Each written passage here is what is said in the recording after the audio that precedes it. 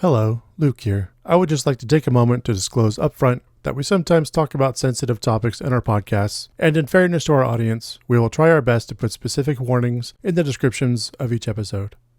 Now on with the show.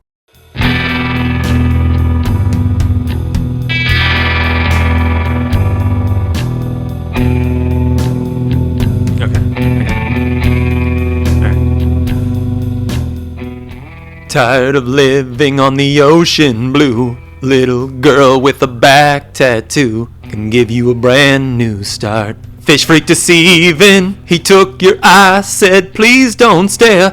Hope we find a lot of dry land out there, or at least a lot of boats to rob and scare. Oh, Deacon, Deacon, it's a water world. Our people get by on cigarettes. Oh, Deacon, Deacon, it's a water world. Prophecy written on the skin of a child girl. It's a Wild World by Cat Stevens. Yeah, that was awesome, man. And welcome to the Nostalgia Killers podcast, where we revisit films from our youth to see if they still hold up or should be inserted into the great DVD player in the sky. I dare you to name any other movie with the cojones to open with the main hero drinking his own urine. Today we put the bit to rest that started with the cable guy, and we talk about Waterworld and why it's the greatest movie ever made. I'm Luc Londe, joined once again, almost as always, by Chuck Starzinski. That's right, Smoker Starzinski here. And joined almost again, by Javier Martinez. Excited to be doing this one. Like you said, let's talk about it. And be sure to stick around for the Sonic Death Monkey Top 5, which is magically sponsored today by the Goose and Fern British Pub in Santa Rosa, California, where we talk about our top 5 cliques, groups, armies that you'd want to join in the post-apocalypse. And this is also our honorary Sam Coughlin spoiler alert. This movie came out in 1995. If you haven't seen it or heard of it, I'm sure you've heard of it. If you listen to this podcast, go watch it. Maybe stop the podcast, go watch it, and then tell us what you really think, because you're not going to like it. I fucking loved this movie as a kid. It came out in a time when there was a dearth of other adventure films, and I had zero perception of all the bad press and all the horrible things that went on behind the scenes. So I loved this as a kid. How about you guys? Yeah, this was on TV constantly when I was a kid. Was it? Yeah. Oh, shit. But prior to the other night, I think I had only seen bits and pieces, just completely out of context. And said bits and pieces were primarily just the mariner hanging out on his catamaran. So as a kid, I was like, oh, this movie's boring as shit. So I have always kind of avoided this movie like the plague, because I'm like, oh, it's that really boring, just self-indulgent Kevin Costner movie where he hangs out on a boat. Boy, was I wrong. Yeah, I saw this movie in 8th grade, courtesy of my 8th grade, would have been world history teacher? Fuck yeah. Mr. Quiros. That's a shout out to you. Probably don't listen to this, but that's okay. Oh, you're still alive. But I remember thinking it was pretty cool, oh, this is cool. We spent, whatever the two or three class periods, whatever it took to. It's a long movie. Yes. So yeah, probably like 3 class periods to watch it, and then I didn't see it again until last night. No, probably 10 years ago. I saw on some random. It was on AMC or TNT or something at 3 a.m. As I'm like, oh, let me just put on some noise, and I was like, oh, that's right, Waterworld. This is a thing. Well, what are you guys' feelings on it? What are your temperatures? Much like the ocean itself, it's a little tepid right now. Can be warm on certain times, Also, if you live here in California like we do, can be cold as shit. Yeah. So I don't. It's I'm saving my thoughts till the end of the pod. That's fine. Sure. Yeah, I also, just a heads up. Yeah, I also am somewhere in the middle, but probably not for the reasons that you would think. Okay. Oh. Right. I think I brought a new side of me to this time around. Ooh. Oh. All right. Well, with this being my first time watching it analytically, I'm kind of in the middle too. I still think it's a great movie. It's still very attached to my childhood as far as an adventure movie goes. Very much set up my desire to go to sea. Yeah. On top of already having lived. I was actually in Hawaii when they were building the sets for this. Oh, shit. And I was there for the hurricane that blew the sets away. Oh, shit. But they had to the actors themselves, you might have read this in the trivia, but the actors themselves had to get on the jet skis and go hunt down the set pieces. What? Yeah. I was going to say. So it was it was a plagued film, from the start. Okay. But watching it today, I could tell it's a love story for just the ocean itself, and it's like the love story I have myself for the ocean. But yeah, like I said in the opening, the opening up with the guy taking a piss in Kevin Costner's ass, like fucking balls. Is that your favorite scene? Yeah, why not? Yeah. I'll own it. How about you guys? Mine's kind of a spoiler for another section, but I had to say, like, for sure, it was Old Man Gimp's death. Yes, That's what I'm calling him, Old Man Gimp.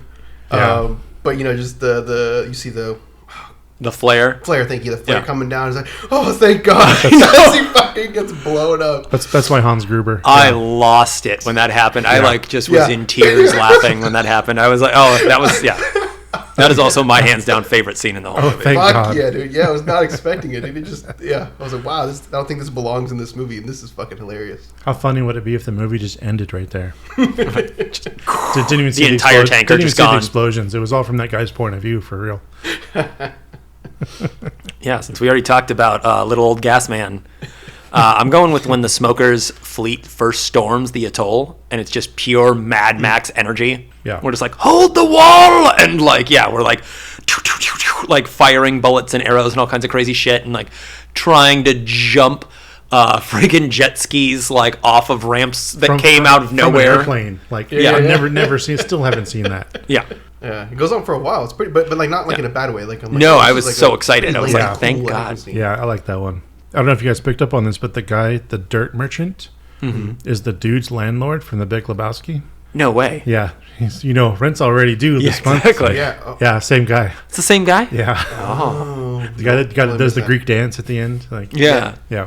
I probably could have written his name down, but Also, yeah, watching this and like that's got to be where that line in Jane Silent Bob Strike Back comes from. Like Ben Affleck opens the door to Jay and Silent Bob, and he's like, "What are you two dirt merchants doing in my neck of the woods?" And I always just assumed they were dirt merchants because they were drug dealers. I never put was that like, together oh. either. Yeah, Yeah, I want to give the movie props in terms of, because at first, right out the gate, they were using a bunch of the like in-world terms, lingo, slang, all that kind of stuff. And I was kind of like, I was lost. I was like, whoa, hold on, this is a lot. But then I got to give it props because it did a really good job showing and not telling, right? So there was stuff where like I'd hear something, I'm like, what the fuck is that? And then like, not right away, but maybe like 5-10 minutes later, I'd be like, oh, I get it now. Like that's that's what would happen in like the the smokers future. thing. I was like, so yeah. where the fuck is that? And then oh, I get it now. Yeah, it was very Dune in that sense of like it didn't really hold your hand. Yeah. Yeah. 'Cause, Yeah, I love that they just start speaking like different mixes of languages, which is what would happen if the waters rose and everyone was forced together all at once. Yeah. Yeah, I still love the Go-Go Gadget sailboat. Yeah. Like I was watching it today, realizing that they added little things to make it look like a gun, like the little things he had to do to make things work. It's like, yeah, that does absolutely nothing, but it looks cool.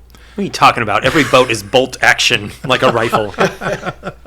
But yeah, that's still the dream boat to have. Yeah.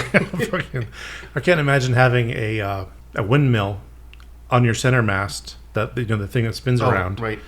to like either power a battery or a propeller or something, and then just have your sails just hidden, already weighted down and ready to go. That's fucking badass. Yeah, no, totally. I was actually surprised that because the only thing that I did look up was I was surprised that it's not like it wasn't based on a novel or anything. Oh really? Because they did that it's not right because they did a good amount of like there's a lot of creative stuff in there that I appreciate. I'm like, oh okay, like that. Yeah. Yeah, I avoided the studying it, so maybe Chuck knows more once we do the trivia stuff. But I also didn't look into where they came up with the ideas. David Twohy was involved. The name is familiar. I forgot to look it up. I suck. And then I got my third favorite thing is Dennis Hopper Trump. Yeah. He's so good. Yeah, I had Dennis Hopper as a whole as one of my favorite things. Yeah, being himself, really, I think. I imagine that's just Dennis Hopper without a script. Yeah. Yeah. He had a few lines that he had to hit, but the rest of it, I think he kind of came up with and just ad-libbed, and I don't know. But yeah, that's I love so many things about this. Yeah, I would say on the subject of Dennis Hopper, before we move on, just the deacon getting his prosthetic eye, that whole scene. Oh. Yeah. We're just like, how does it look? And it's like, it's like, what about you, boy? And it's like, it looks like shit, man. And then he sees himself and he's like, oh yeah, like, oh, I look like a fucking freak, yeah. The score, I really love the score. It was very like John Williams, but not, obviously it wasn't John Williams. I think it was lifted from Hook. Okay, because there was definitely a couple things that it sounded really familiar. But it was also the 90s. They all sounded like that in the 90s. There's so much trivia for this fucking movie. Okay. The guy who wrote the score, I should have his name, but I'm not a professional. It's James Newton Howard. James Newton Howard, there we go. Like yeah. He had 6 weeks to come up with a score for this movie because they had a guy on staff who wrote a score. Direct quote from Mr. Costner, "We can't use it, it's too ethnic." Oh, fuck, Kevin. That sounds like Kevin, unfortunately. Yeah. Oh. Yeah, believable. Completely It was too, like, pan-flutey and drums and, like, because the guy was trying to go for, like, a primal kind of, the original score writer was trying to be like, we're living on the ocean, we're doing this thing, and then he's like, nah, it's too ethnic, man. And I don't know if you guys remember the 90s, but, like, the pan pipes were like, in the world music was, like, huge right when this movie was being made. So, yeah, it could have got more of a Tremors soundtrack, more of, like, a Rusted Root knockoff. Another favorite personally is the Mariner's infiltration of the tanker. Oh, yeah. Like when Enola's like, he'll come, and like, yeah, he doesn't have a name because then like Death can't find him. Yeah. Like, and he's just like going around snapping necks and doing his whole thing in the silence and the shadows. I was like, where was this Kevin Costner most of the movie? I wanted this Kevin Costner. Oh yeah, he's in it. I got more about that in the next section. I got one more that absolutely lost my shit over, but it kind of leaks into my nitpicks, so I kind of just feel like maybe take us there, Javi. Take us there. This is a great transition. Yeah. Okay. I hope so. But the scene where that plane that's hunting them down pulls up, and Enola waves at the plane, and Kevin Costner just smacks the fuck out of her, and he's like, "What are you waving at?" I lost it. I was laughing so fucking hard. I was like, "What is this movie? This is wild." Which they lead us into the nitpicks. But the treatment of women in this film, or I usually have a hard time picking up when like films kind of do too much of that. Yeah. Personally, like I'm just not there when I'm watching a movie. I'm not there like mentally. But for again this time around, I was like, holy shit, like that's like a lot, man. Like they're just like they're getting hit and itemized, objectified or whatever, and just like Kevin Costner, like at first he's like not like a good person. Yeah. And like I know there's like some undisclosed like there's backstory there to his character and like why in survival in the world, like so I get it. Yeah, there's also a character arc you have to make. So right, but you I have to make it bad first. But it goes on for like a long time. Yeah. Like I think it's not like an hour and a half until the movie until you're like, oh okay, now he cares for them. But it's, whereas like other films I feel like you gotta get there a little earlier than that. Sure. Yeah. Again, I'm like an hour and a half in, and like people are still like beating on women and like I'm gonna fucking throw you overboard and like it's wild. Yeah, he was gonna pimp Helena out for scraps of paper. Yeah. Like he did pimp her out, and then like there's a scene that we don't even have where he has some sort of change of heart up top. Like he's just like, wait a minute, this is going too far. I'm gonna go save her now, finally. But you know, and again, I'm sure like the whole like when he like slaps her, I'm sure the intention was like this is gonna be really funny, but then it's like I really believe that was like someone's like, oh, if he just smacks her and he's like, hey, like what are you doing? Like ha ha ha ha. I didn't read it as that, but I just read it as like that's what people did to their kids in the 80s and 90s. Yeah, just beat the shit out of them. Sure. So it was like it happens a couple of times to her. I don't think she ever really got struck. I think it's just like a movie thing. Well, no, for sure. I would like hope so. Dennis Hopper does it to her also in the tanker, and like she's getting like beat up all the time. Yeah. But and I'm not defending Dennis Hopper smacking her. Yeah, you are. Dennis Hopper is a bad guy. I know. Yeah. I'm not rooting for Dennis Hopper. No, That's like the hero is beating children, pimping out his female cohorts. Again, I think that's the whole point of the arc, though. Is like they had to have an arc, so he had to be a shithead in the beginning. He could have just been a weird loner with a wall up. He didn't have to be like not Kevin Costner. No. I know. Although going to what Chuck said, which I also had on there too, was that but nothing happens. He just like realizes like, oh yeah, like there's no there wasn't enough development for him to like suddenly have like. Well, she screams after crazy guy does whatever, and that kind of like pushes him over, and he's having a think moment. I believe. I recognized it for what they were trying to do. Yeah. When I watched it this time. Because he was staring at Enola and then looking at the papers like, is this worth it? Yeah, just quick. Here's a shitty part. If the papers had good intel, would he Yeah. let it go? Yeah, probably. probably. That's what I was wondering. It's like if it was like that's an actual map, would he just like wander off? Yeah, exactly. Let Or like things this is happen? where to get loot or whatever. Yeah, because Yeah. if it wasn't just like a fucking receipt or whatever it was that he was trading her for. Yeah, I totally agree. It is blatant the way the women are treated, and there are so few. You know, it's hard to they receive all of the bad stuff. Those two. Yeah. So yeah, very Which- very noticeable. Yeah, as long as we're staying on the boat. I'm down to just kind of round robin this one because I got a lot to say. Go for it. But my biggest nitpick, aside from the sheer misogyny of it all, is Kevin Costner as a whole. Aside from him being a weird fish man, which I did like, I fucking lost it when he had weird gills behind his ear and had webbed feet out of the blue. I was in tears. But I hate his Sigma Sea Wolf incel ass, dude. Like I do not like. I've never been a huge fan of the like. No, I'm a Ronin kind of character because like for the most part it's just like no, you're just like an asshole who can't talk to other people. I did not like him at all. I did not like him kiss breathing for Helena. That one real bothered me. Like I was just like ugh. Like I just did not like that scene. I was like no, I don't need to see the underwater like old world. It's like if I gotta like suck air out of Kevin Costner, it's like I'd rather live in mystery. I'm good. And I've learned this listening to other podcasts talk about Kevin Costner movies is that he is so in love with himself. Mm-hmm. And watching this movie, I can tell which shots he demanded and which shots the editor was like, no, Kevin, you had to wrestle the fucking control stick away from him. Yeah. This is half Kevin Costner loving himself and half of a good like Waterworld movie. Yeah. No, again, there's so much goddamn trivia on this movie, which I'm actually going to shout out a podcast right now. If you want a full in-depth deep dive on what went wrong with Waterworld, there's a podcast called What Went Wrong. Yeah. And they do an entire like hour 15 on just the madness that was this set. Worth it. I know it. Even though it's not the healthiest thing to turn people away from the middle of your own podcast. But Yeah. No, but yeah, exactly. no, but their show is awesome. But yeah, the director Definitely. of this movie was like, yeah, he ended up walking away. This is not, again, Yeah. not a spoiler alert for trivia that we're going to do later, but he ended up walking away in post-production because exactly like you said, Kevin kept like, no, what if we had more of this? Like, let's use these shots instead. Like Enola learning to swim.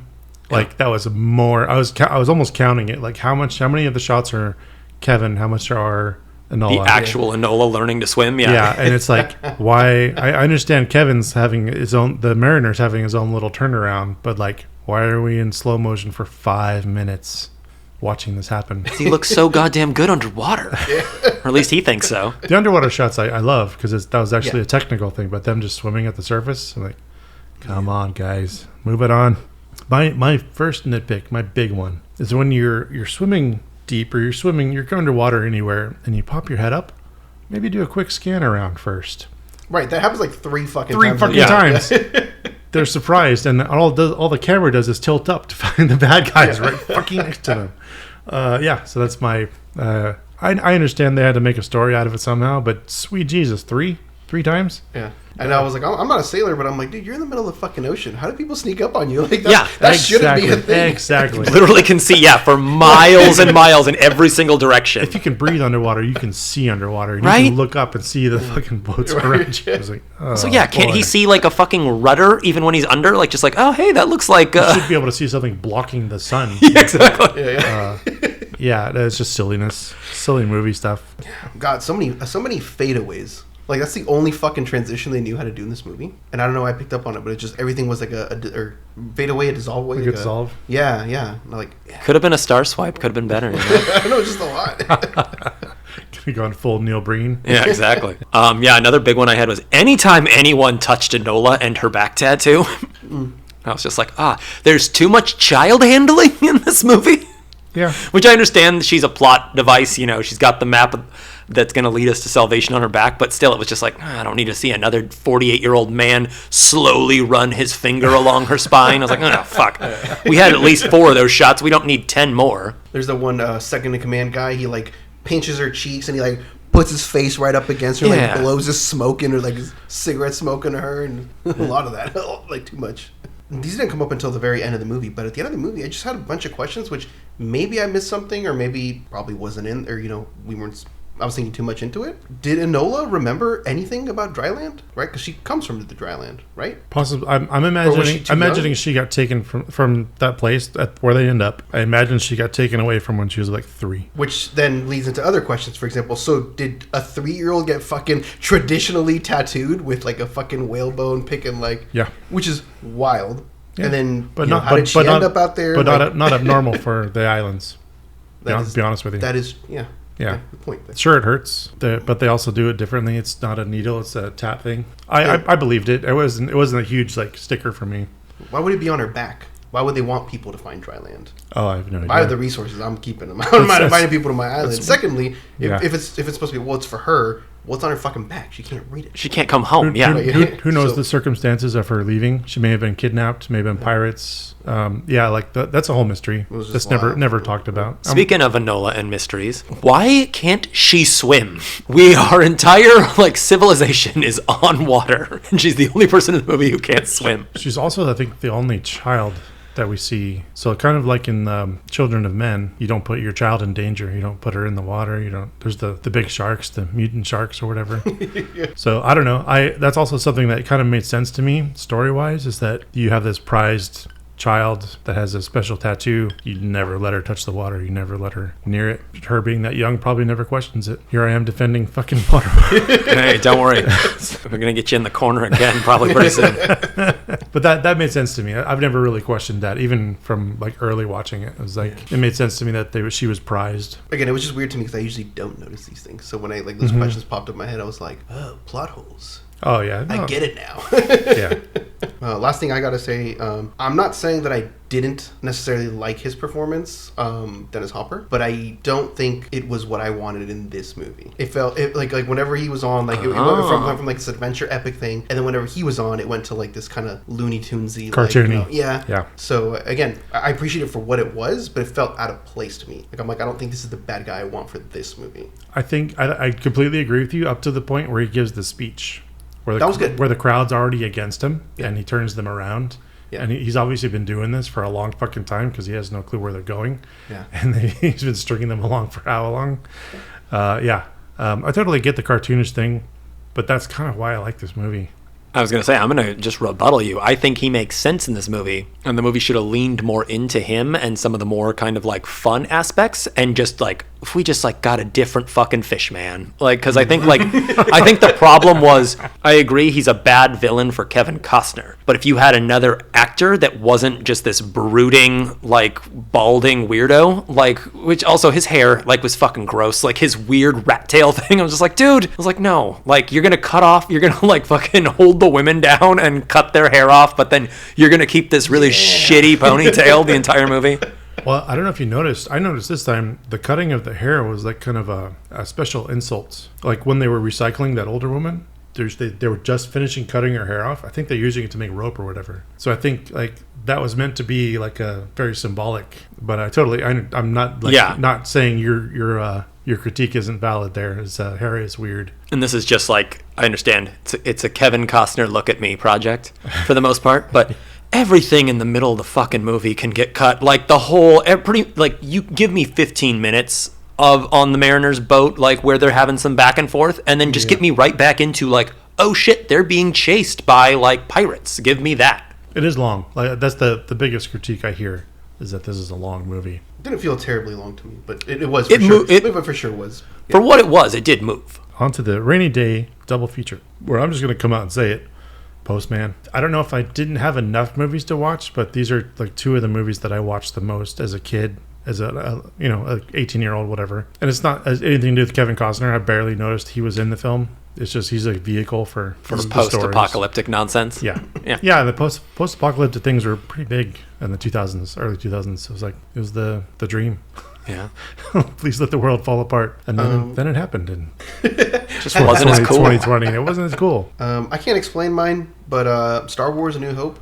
Yeah, Maybe makes somebody else sense. can pick up on it, just kind of a vibe, but you just kind of like. I think I'd rather come over to your place and watch Star Wars. Yeah, that's a good point. I like that one. I thought I had low-hanging fruit, but nobody else picked it. I just said The Road Warrior. I said, give me a better version of this movie on land. I was going to say that, but I've used that as both like the movies I love and a joke on this podcast so much. But that I mean, tried to legit, stray just like, away. it's like there's a reason why Mel Gibson isn't like fucking treading water for 98 minutes.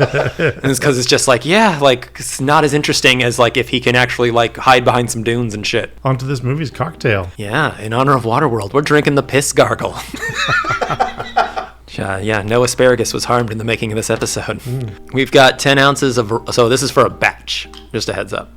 If you're drinking at home, we are not drinking, 50 ounces of liquor right now. 10 ounces of rum, 2 ounces of banana liqueur, 2 ounces of vanilla liqueur, 4 ounces of lemon juice, 4 ounces of a passionfruit syrup, 2 ounces of lime, and 6 ounces of milk. So bring the milk up to a simmer while you combine all the remaining ingredients. Add the warm milk and give it a healthy stir. Let the mixture chill for at least 24 hours before you filter it through your piss machine, and then serve over the last remaining bits of the polar ice caps. I didn't detect any milk. Oh, it's because it's a milk punch. So it's like the milk is essentially just like a filtering agent that also like softens the liquor too. So that's also why it's like, it's all gasoline, but it doesn't taste like it. Very interesting. Yeah. Very nice. Love it. This would be the most expensive drink in Waterworld. Yeah. Because none of those Oh, yeah. ingredients are fucking available. Exactly. It's going to take half your chits.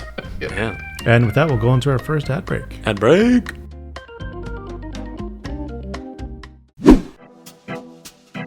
And we're back with Act 2, everyone's favorite section of the podcast, the trivia section. Over to you, Chuck. That's right, Luke. It's time for Nostalgia Killers Trivia. See if you guys can get a passing B or left out to sea. Ooh. All right. Question number 1. Waterworld started out as a blatant Mad Max ripoff from which infamous low-budget producer? A. William Castle, B. Roger Corman, or C. Lloyd Kaufman? I hate Lloyd, so I'm going to go with Corman. I'll go with Lloyd. Luke has it. It is indeed Roger Corman. Yay. Yeah, Roger Corman saw The Road Warrior and was like, we got to do that. Like, we got to rip this off now. So he just hired like a bunch of different people to try and write him a version of The Road Warrior, basically. And the draft he liked the most was Waterworld, but he shelved it instantly because he got like halfway through and was like, oh, this is going to cost money. Yeah. And that is something that Roger Corman does not like to do, is No. spend money. Like his cap, like financing, casting, freaking like distribution, all of it was $5 million. That's like all he was willing to spend on it. He should have handed it off to Lloyd because then he would have found the money and stole it or like, Exactly. killed for it, done whatever. Yeah. Yeah, the final film cost $175 million.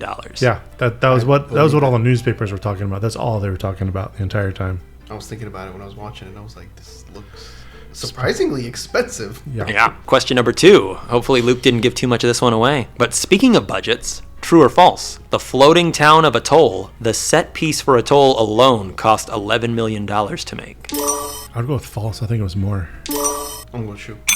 It is false. The floating city of Atoll cost $22 million and used up all of the available steel in the Hawaiian Islands at the time of shooting. No fucking way. Yeah. Question number 3. The film was shot on location in Hawaii, but no weather pattern research was done. The shoot was constantly delayed by hurricane warnings and 45-mile-per-hour winds daily. Due to threat of storm and constantly having to rotate the set piece so that no land was ever visible, the number of setups that could be shot were very limited. What was the maximum number of setups pulled off in a single day? And so for listeners who aren't, used to film jargon, a setup is just a single shot. So like, you got a close-up of Kevin Costner, that's a setup. And this is like the most they ever did. A, 8 setups a day, B, 6 setups a day, or C, 4 setups a day. A. C. It is B, 6 setups a day. Wow. And that day was like the happiest day on set. They were like, oh my God, we are getting this movie off the ground. Things are happening. Yeah. The one thing I noticed the most rewatching this, like analytically, was from shot to shot how much the sun changed. Oh, it had to, because they were just on the ocean. Well, not just that, but like all like you were talking about, the distance between setups, completely fucking wild. There's a lot of it done at sunrise, sunset. There's a lot of it done. It switches from noon to sunset quite a lot. Question number 4. True or false? Despite the danger of the open sea, Kevin Costner did most of his own stunts. True. True.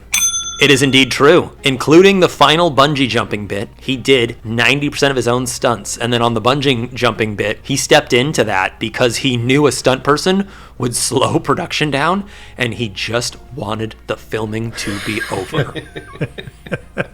Don't make me sympathize with him. Question number 5. The entire cast and crew suffered from constant seasickness, but that was the least of their worries. Which of the following incidents happened on set? Was it A, 9-year-old Tina Margarino being hospitalized for multiple jellyfish stings? B, Kevin Costner stranded accidentally to the mast for over an hour during a storm? C, the lead stunt coordinator suffering from the bends, aka decompression sickness, and almost dying? Or D, all of the above? C. D. It is D, all of the above. Yes, they had a small child flown to the mainland for multiple jellyfish stings. Kevin Costner literally stuck on a mast for over an hour. Yeah. They couldn't risk anyone going up to get him down because he was quote unquote safer than like if trying to send up like search and rescue. It was that shot of him up in his crow's nest where he's hanging on. Yeah. Okay. Yeah, to get away from the two women below. Yeah. And then C, the stunt coordinator, it was just like he went down there to just show Kevin like how he wanted him to like swim and rise, and then he rose he was like, don't rise too fast, and then he rose too fast and got the bends. That actually goes into one of my nitpicks, which I forgot to mention, was like when they're coming up from the seafloor, way too fast. No matter how much of a mutant he is, would have gotten the bends coming up. Question number 6. Which cast member almost drowned during a simple 2-shot? Was it A, Kevin Costner, B, Gene Triplehorn, C, Tina Margarino, or D, Gene Triplehorn and Tina Margarino at the exact same time? I want to say D, but I'm going to go with C. I'm gonna go D. It is indeed D. Ah. So it was supposed to be a simple 2-shot setup, tragically ruined during a sudden windstorm. The boat was flipped, and the two were trapped under the boat for nearly 20 minutes. Why the fuck are they still in the water if there's a fucking storm coming on? Who's running this show? I was just thinking, like, through the whole movie, the two of them aren't in the water together, so... I mean, they were. They We were just in didn't get that to see it, part, yeah. Fucking hell. Question number 7. Rewrites are inevitable for a script, but most of the time they don't happen on set on the open sea. Which comic book film director was brought on to punch up dialogue on the fly? Was it A, Zack Snyder, B, Joss Whedon, or C, Joe Russo? Joss Whedon. I would say Whedon, too. It is indeed B, Joss Whedon. He has referred to it as 7 weeks of hell and one of the worst periods of his entire He was life. out there for 7 weeks? Yeah. Oh my god. And Those aren't punch-ups, those are full fucking rights. Yeah, he was basically just there to do dialogue too, so it'd just be like Kevin wanting to like, sound more mysterious or like, really needing he's to gotta be like a fucking nightmare to work with. Yeah. Question number 8. Kevin Reynolds' original cut of the film was 3 hours long, but is unfortunately just lost forever. Dedicated fans have pieced together what has been dubbed the Ulysses cut, out of extended TV miniseries versions of the film and a handful of available deleted scenes. No way. True or false? The Ulysses cut was eventually sanctioned and distributed by the studio. False? Yeah, false. It is true. Oh. Oh, wow. It was included in the 20th anniversary edition of the DVD. You gonna make me watch this now? Yeah. God damn it. You have to. There's a whole movie I haven't seen yet. It's a whole hour, basically, yeah. An entire hour of brooding Kevin Costner. Exactly. That's all those. We'll have to revisit this movie on the podcast. God damn it. Question number 9. Waterworld wasn't only doomed as a film production, but apparently as a video game as well. Which failed home console was the game first released on as an exclusive? Is it A, the Nintendo Virtual Boy, B, the Atari Jaguar, or C, the Sega Saturn? See. See. It was A, Oh, is it the Nintendo Virtual I thought Boy. It might be. But I remember there was a... I was asked, did you have it? What's that? I was asked, did you have it? No, there was people were angry about it. I think there was a Saturn version, but it was too close to like the Dolphin game, Echo. I think it's what. Yeah, it's there called. ended up being like, so that was like it was one of those things where it came out on the Virtual Boy as like a only on Virtual Boy kind of thing, and then that system completely tanked. And they were like, fuck! So then they put it on Super Nintendo and like a couple other things, yeah. And question number 10. After all of that hard work, unexpected expenses, and near-death experiences, true or false, Waterworld was a flop? True. True. False. Despite the negative press and lukewarm reviews, when all is said and done, expenses were recouped, and the film snagged an additional $89 million thanks to international distribution. Good for them. After all that hell. Wow, you saw it 89 million times in theaters. Luke. Yeah. I guess, yeah, it was all me.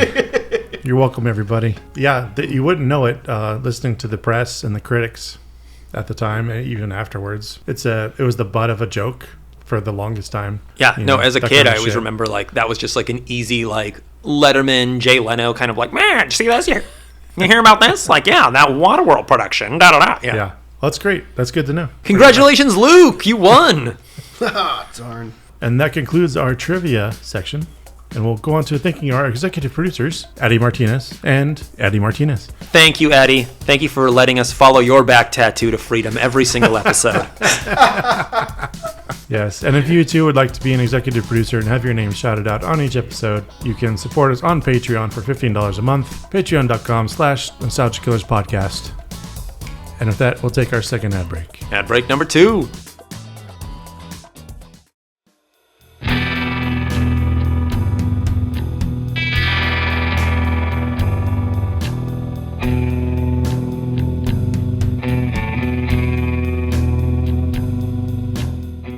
And we're back with Act 3, the award categories, where we start off with my new band name.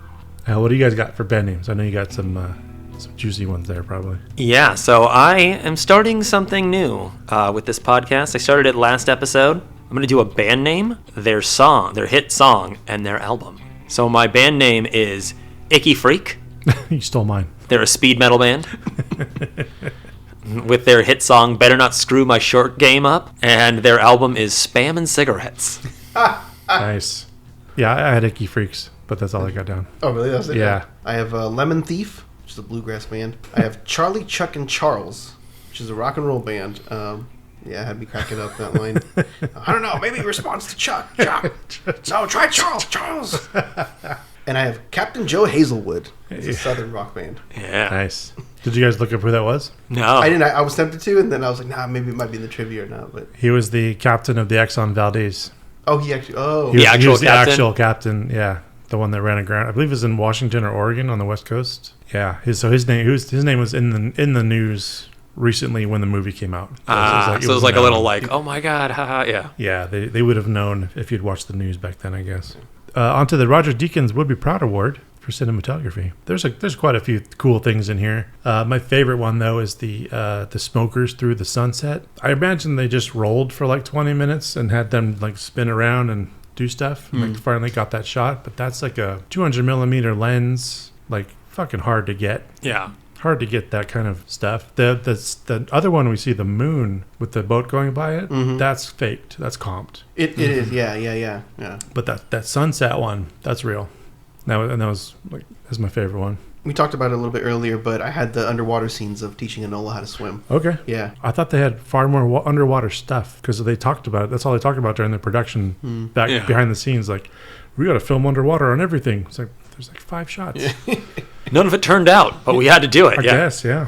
Yeah, I had there's a crane shot when they were in Atoll. It's a crane shot from Helena and Enola running away, like as they're being attacked. And it cranes from them running away to the mariner sinking into the muck in his cage. I was like, oh, it's such a cool shot. It was very Mad Max, like Fury Road. It was like one of those shots of just kind of like you go back to like, oh yeah, that's right. Max is still like attached to the blood bag or whatever, like that kind of thing. Yeah. Yeah. There was also the sheriff stepping in frame. When he's like first ties up inside the atoll, and the sheriff just like takes up half the foreground. Yeah. Fucking awesome. There's a lot of good like intelligent camera work done in here to like help tell the story without that many setups, which is what you have to do when you can't set up that much. Yeah.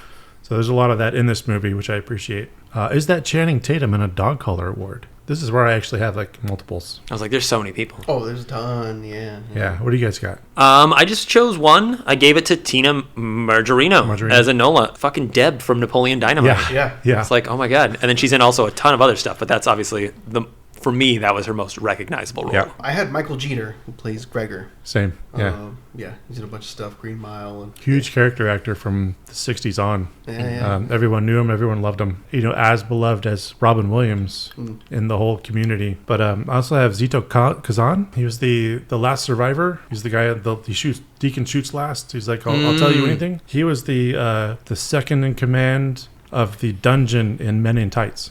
Oh, no way. Yeah. And then I also have Kim Coates, the crazy sailor guy. Yeah. He looked familiar. I was like, I don't know what he's from. But The only other, the two movies I've ever seen him in, the other is Goon, with the hockey movie. He plays a coach where he's not doing crazy anything, but he's also Officer Down. Do you remember Officer Down? Have you not seen Officer Down? Mm-mm. Oh, dude. Oh, that's like a fucking... it's like a Chuck B movie? Yes. Okay. Yeah, it's bad. It's really raunchy. Like, really, really raunchy. But yeah, Kim Coates is fucking scary. He's a scary motherfucker with those eyes. Yeah. Just fucking intense. And when he uses them, all right, we have to watch Officer Down. That's got to be all right. It's like, I forget who made it, but it's not. It's like the Greasy Strangler, like kind of level comedy, like gross out. Hardcore Henry. That's the other one I'm thinking of. It's not filmed like Hardcore Henry, but it came out at the same time, and it's the same attitude. Okay. Yeah, he plays a cop, Officer Down. We're going to Hans Gruber Deathfall Award. I had the oil level tender. That was my favorite. Yeah. Just the not that I wanted him to die, but it was very cathartic. Yeah.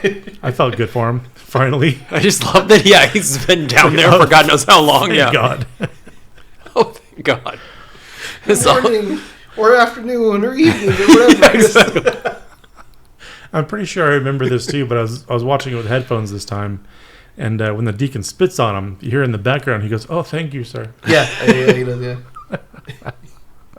You guys got any others? That's what I had, yeah. Oh, I had the Deacon's 3-way jet ski crash. It was so good. That was very Scooby-Doo. Yeah. I love it. Yeah. Which, I love that's your plan. We're just all going to drive full force towards each other, and one of us might snatch this little girl, and yeah. Yeah. Just because no one else mentioned it, too. Speaking of jet skis, the Mariner jet skiing up a ramp into the dude on the tanker. Oh, yeah, that was a good kill. Like, come on, Billy, bring it up slow. I said slow, damn it. Like, ah! Yeah. We can check off Death by Jet Ski on one of our lists somewhere, Yeah. I think. Yeah, that was definitely gruesome. It's pretty funny because you can pick up on the 3-way jet ski. You can tell that they actually blow up like way before. Yeah. Which I understand they obviously did not drive jet skis into each other, but it's just funny. Again, I'm also watching on this giant screen, and I was like, oh, they were like 10 feet away and they blew up. Still love it. My other little, I guess it might be a nitpick, but when the jet skis are tied underwater, when they're ambushing, they're fucking making motor noises. Oh, they got the motors running underwater. Motors need oxygen. Yeah. you can't have a jet ski running underwater.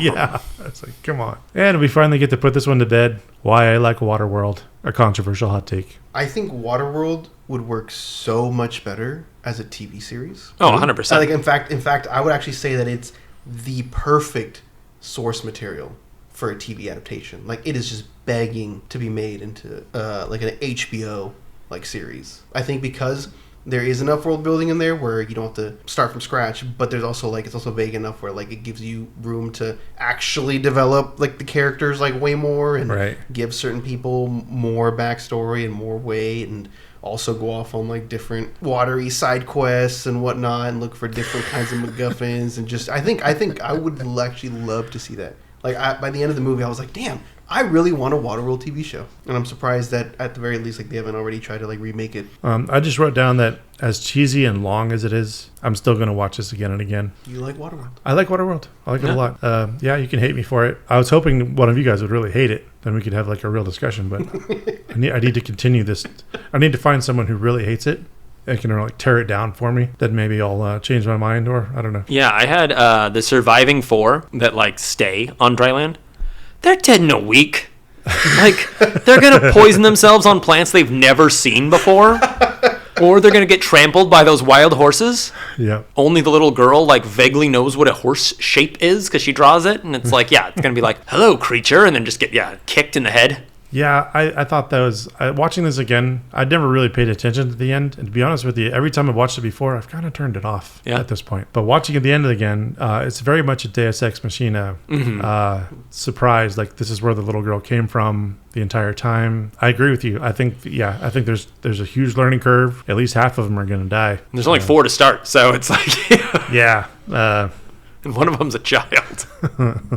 I mean, it is the equivalent of throwing somebody from land into the water, right? But Yeah. have fun. Blue Velvet meets Blue's Clues. This might also be a hot take, but isn't this just Blue Velvet on the water? Yeah. That's kind of I was watching it this whole time going, how am I going to compare this? Like, he's right there. Yeah. He's right there. Yeah. He's no different. It's the same guy. I said Waterworld meets Escape from New York because I want to see a shorter, campier version done by John Carpenter. That's Escape from L.A. I know. And I want Kurt Russell as the Mariner because Kurt Russell's just so much more palatable. Yes. So basically, I just want Escape from L.A. Okay. Side note, just to express anger, I was at a unrelated to this, but kind of related.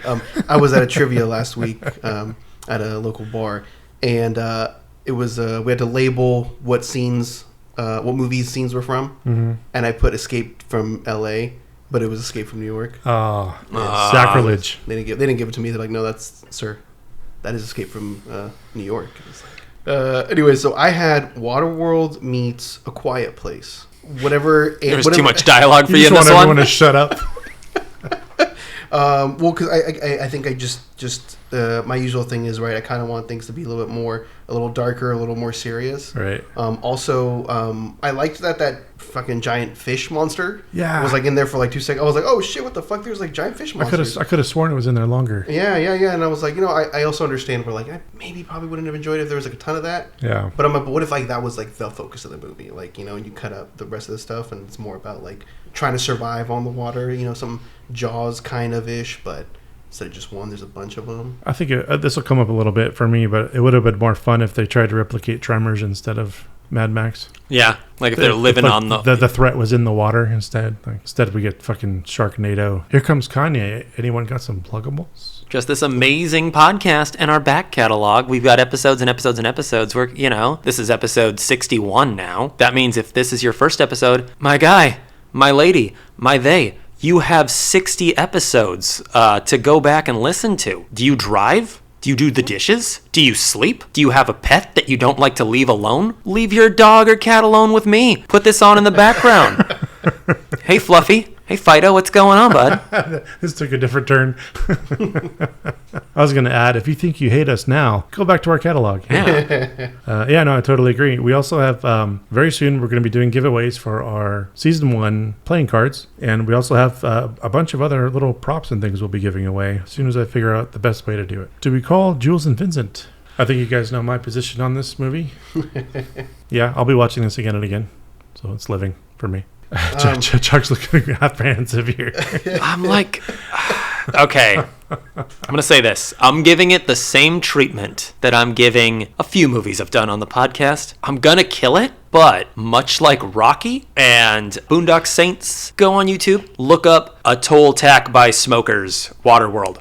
Watch that 30 minutes of the movie. Have a great time. Google Deacon Speech, Oil Valdez Tanker. Watch that part of the movie. Have a great fucking time. There's so much you just don't need. You don't need the entire second act.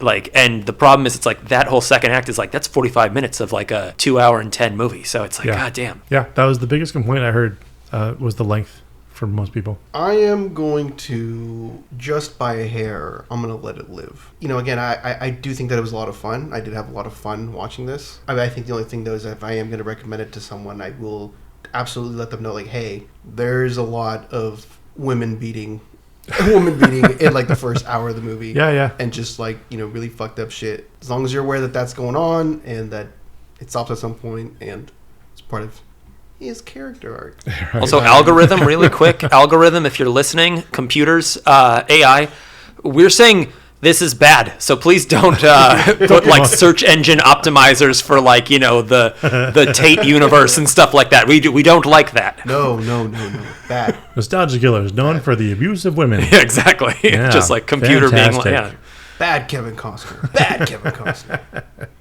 But yeah, we'll let it live. All right, Keep enjoying your movie, Luke. Oh, I will. Yeah, I totally understand. Like, I probably watched this for 10 years before I heard someone say they didn't like it or a critique at all. Mm-hmm. So this is like, I'm in my own happy little world with it.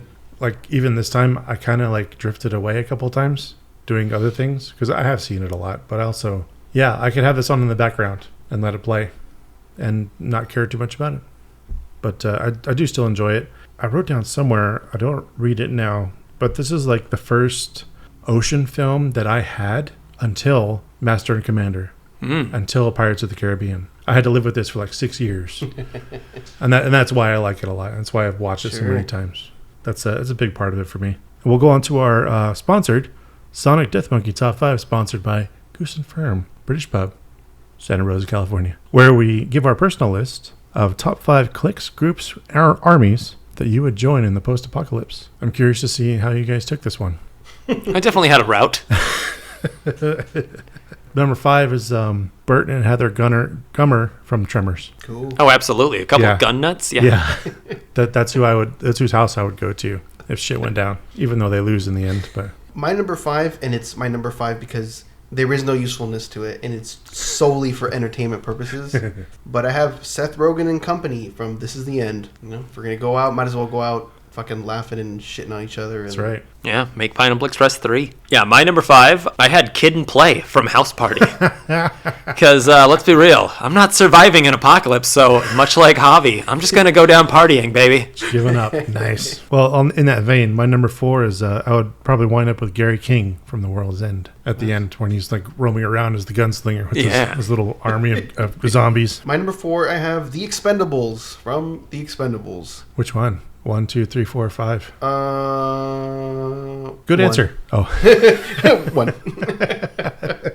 Big men with really big. Oh guns. yeah, for sure. For my number 4, survival rate probably not great. I'm gonna, be trying to get out of there. I'm gonna hide out in the woods or the jungle, what have you. So I said Simba, Timon, and Pumbaa from The Lion King. Because Hakuna Matata, baby, means no worries. We're hiding out from the zombies, the radiation, the whatever the end of the world brings to us. I think it actually means avoid responsibility. Exactly. Yeah, I totally get it. My number 3 would be the Grand Budapest Lobby Boy to the end of the world. No guests. Yeah. Nobody else to fuck with. Just a big old hotel to myself. Just hanging out at the Four Seasons. Yeah. Yeah, pretty much. My number 3, Chuck, I might have taken your number 1, so we'll see. But my number 3, even though I fucking hate the majority of these movies, I have The Family from Fast and the Furious. Oh. Spoiler alert, shocker. I don't have any Fast and the Furious movies on this one. This might be one of the first Sonic Death Monkeys ever without family. Loyalty and speed. Yeah. The only 2 things you need in the apocalypse. And family. And they bring that. They bring that to the table. And barbecue. And Coronas. I mean, Ludacris and Tyrese bickering. Yeah. For no fucking reason. Yeah. Fuck the apocalypse. They'll just take you to outer space, bud. For my number 3, now we're like, we've gotten over the woe is me and then we're not going to make it. We're going to try now. So for my number 3, I had the Capsules, which is Canada's biker gang from Akira. Or Akira. They seem to be tight-knit. They've got cool motorbikes that can run away from stuff, and a chunk of them survive, like, Tetsuo's, like, world-ending freaking, like, nuclear bomb, basically. So, yeah. I'm going to go in the opposite direction and just, like, plan on not making it. And I'm going to go with my number 2 is I want to be in Hedwig's band from Hedwig and the Angry Inch. Hell yeah. Those are the people I'd want to go out with. My number 2, I just went with, absolute survival. I have the Avengers from the Avengers. We need to do the 1998 Avengers with Uma Thurman and Ray Fiennes. Yeah. Yeah, I understand. Yeah. But that's what I thought initially was that Avengers, one. Yeah, the Marvel MCU Avengers. Okay. Yeah.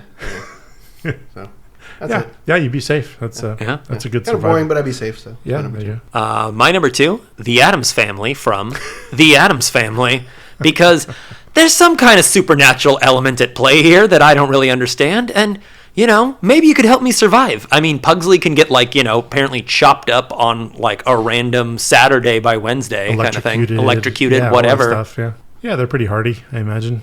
My number 1 would be they don't call themselves this, but the Super Friends from Mystery Men. So I'll just be the Mystery Men. That's the group I would probably try to join in order to, and then I'd be the only one left because they're all fucking incompetent. For my number one, I chose the Rebel Alliance from Star Wars. I mean, it's the biggest upset in the history of the galaxy, you know? Yeah. They took on an empire with unlimited resources and... Do we start this argument now? A planet-destroying weapon, man. If they can do that, they can do anything. For my number one, I had the Transformers from Transformers. I just feel like, I make friends, and them big-ass robots are going to protect me. Yeah. Very good. That's our Sonic Death Monkey Top 5, brought to you by Goose and Fern, British Pub, Santa Rosa, California. Yeah. Delicious food, delicious drinks. Until they tell us not to. Yeah. That brings us to the end of our show. Thank you for listening, if you're still listening. I have been Luc Londe. I have been Javier Martinez. And I have been Chuck Starzensky. And we have been the Nostalgia Killers. Bang, bang.